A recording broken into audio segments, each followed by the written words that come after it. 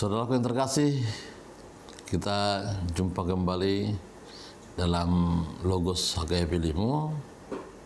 Sebelum kita mendengar firman Tuhan, kita bersatu dalam doa. Kita berdoa. Kasih karunia dan damai sejahtera kiranya menyertai hati dan pikiran saudara di dalam nama Yesus Kristus Tuhan kita. Amin. Saudaraku, firman Tuhan hari ini bagi kita yang tertulis dalam 2 Korintus pasal yang ke-11 ayat yang ke-3. Demikian firman Tuhan. Tetapi aku takut kalau pikiran kamu disesatkan dari kesetiaan kamu yang sejati kepada Kristus. Sama seperti Hawa diperdayakan oleh ular itu dengan kelicikannya. Demikian firman Tuhan. Saudaraku yang terkasih, 2 Korintus ini terkenal dengan surat air mata karena Paulus menuliskan tulisan 2 Korintus ini penuh dengan air mata. Dia diserang oleh nabi-nabi palsu, pengajar-pengajar sesat yang mempertanyakan tentang keabsahan dari kerasulan dari Apostel Paulus. Dalam pembelaan dirinya, dia menyebut bahwa dia sebagai rasul apostel dari Tuhan berjumpa dengan Yesus yang telah bangkit. Dan dalam nats ini dikatakan bagaimana dia berharap agar orang-orang jemaat-jemaat yang ada dalam Korintus itu tetap teguh imannya kepada Tuhan tanpa mau diomong-ambingkan dan terpengaruh dengan nabi-nabi palsu atau pengajar-pengajar sesat pada saat itu. Mereka kemudian dicoba Paulus memberi pengertian di tengah-tengah lingkungan, di tengah-tengah sekitar mereka, mempengaruhi mereka agar mereka tergoda dengan segala tipu daya dan cara-cara yang licik mempengaruhi mereka untuk jauh dari Tuhan. Dalam nas kita dikatakan, Paulus juga menggambarkan kelicikan itu sama dengan kelicikan iblis mempengaruhi Hawa yang akhirnya jatuh ke dalam dosa. Seolah-olah yang ditawarkan iblis adalah sesuatu yang baik, sesuatu yang indah, melebihi daripada apa yang diberikan oleh Tuhan, tapi pada akhirnya justru membuat manusia itu, Hawa itu, Adam itu jatuh ke dalam dosa dan jauh dari Tuhan. Mereka kemudian diusir dari Taman Eden itu. Saudaraku, tentu firman Tuhan hari ini mengingatkan kita bagaimana kita sebagai orang Kristen, sebagai pengikut Tuhan, agar tetap waspada dengan segala ajaran-ajaran yang ada di tengah-tengah dunia ini, yang tidak mau kompromi dengan ajaran-ajaran dunia ini.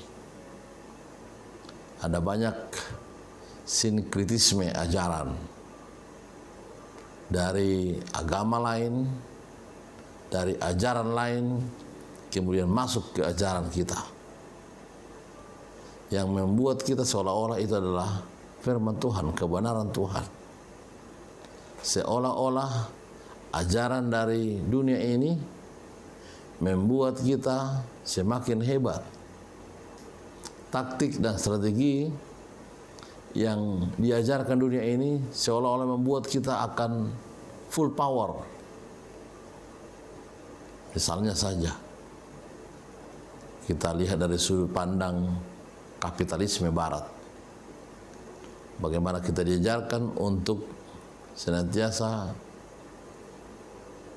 menabung dan memupuk pundi-pundi kita sebanyak mungkin dan menghiraukan sekeliling kita, mengumpulkan harta sebanyak-banyaknya tanpa mempedulikan sekitar, tanpa mempedulikan kasih daripada Tuhan. Akan tetapi justru ajaran Tuhan mengajarkan sebaliknya. Kita harus mampu berbagi, mampu mengasihi, mampu memberikan dari kekurangan kita, bukan dari kelebihan kita. Ajaran-ajaran yang di tengah-tengah dunia ini sering membuat kita kemudian menindakbobokkan kita, seolah-olah dunia ini mampu menyenangkan kita, padahal kesenangan yang ditawarkan dunia ini sementara saja. Bersebaran berbagai macam ajaran di sekitar kita, tetapi Tuhan berbicara untuk kita hari ini. Jangan kita tergoda, jangan kita boleh disesatkan, jangan kita mau dipengaruhi oleh ajaran-ajaran yang lain, ajaran-ajaran yang berasal dari dunia ini.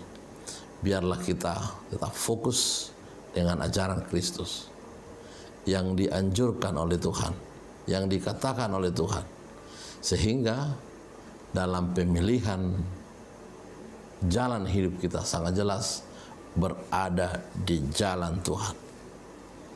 Iblis sangat lihai, saudaraku. Seolah-olah apa yang diajarkannya berdasar dari Alkitab, berdasar dari firman Tuhan. Padahal ajarannya kemudian membuat kita jauh dari Tuhan.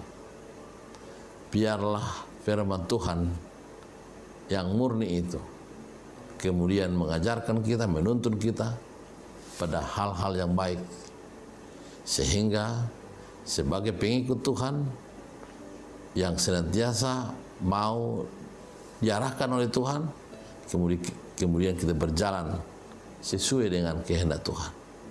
Karena itu, saudaraku, jangan mau tertipu dengan segala kekuatan-kekuatan dan taktik-taktik dunia ini.